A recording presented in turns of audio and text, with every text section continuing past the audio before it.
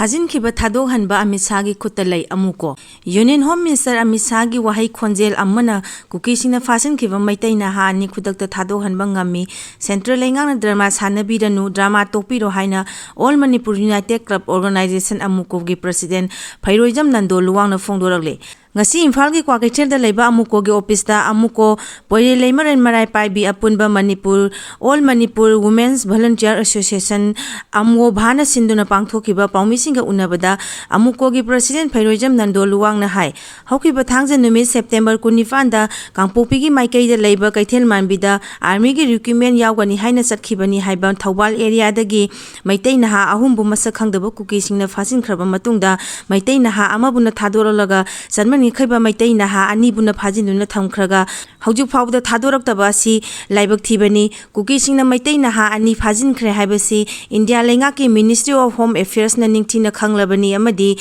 Union Home Minister Amit Shah na khanglabani haina palladuna India manungda India amacha ama phajinduna hostess oina thamba matamda tekta kaidana thado hanba ngamdaba asi India lenga ki asonba matik chadaba thongni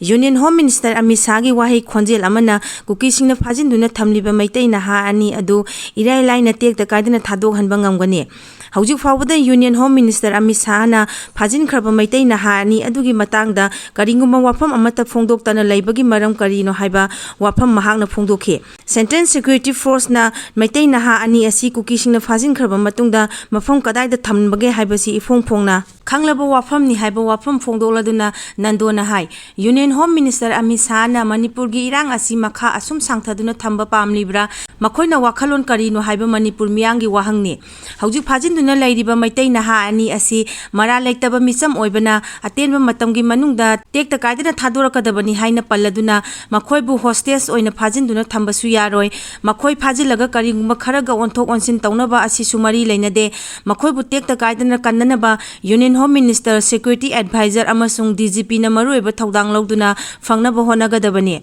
Kangpopi gi SP Assam Rifles ki makok thongba singna kok chungsinaraga maitai naha ani si kannanaba honagadabani Assam Rifles Kangpopi gi SP na makhoibu rescue tawnaba kari karamba khongthang sing paikhalibage haiba leibang miyam da khangan biu haiba wafam mahangna phongdoragle karigumba maitai naha ani adu phatanung da thoglabadi madugi tekjak India Government Security Advisor DGP amasung manang nakpada leiba Central Security Force na pugadabani haina palladuna mioi ahum Kuki singna phajin khraga mioi ama Security Force na kanduna thadori khiba asi yamna maong marin tadraba drama makhal amane aduguma drama adu tawbiganu Central Security Force singe haithoi sing thoiba amasung thauna utpiduna Kuki singna phajinduna hostess kit maongda thamle hairiba maitai naha ani adu tekta kaidana kanbiu lamdam masida makhata na hena pamdaba thogdok thohanaba India lenga Central Security Force sing Security Advisor amasung DGP na hona biganu haiba wafam mahangna phongdokhe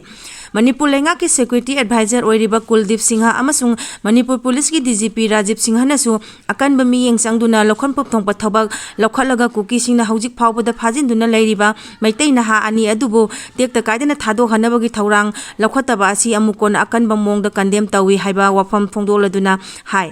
kariguma maitai naha ani asina phatanungda thoktuna misi mina thoklagadi Union Home Minister Amit Shah Security Advisor Kuldip Singha amasung Manipur Police ki DGP na madugi pugadabane Army gi recruitment yawba sakhibani haiba maitai naha anibu Kuki khutpu amana phajinduna thamkhibagi matangda India lengangna lawriba thaudang asi asuki mating ningba kainingai oi haina palladuna Manipur gi miyamna peningai oide Recruitment yawba sakhiba Thawbal sangthem awang lekai dagi oinam thoithoi jahi kunithoi Thawbal khekman maning lekai dagi thokjom thoithoiba jahi kuntaruk amasung Thawbal khekman maning lekai dagi ningobam Johnson jahi kunmanga na Kangpopi maikai gi Kaithel manbi area dagi Kuki singna phajin ki haiba wafam mahangna thamki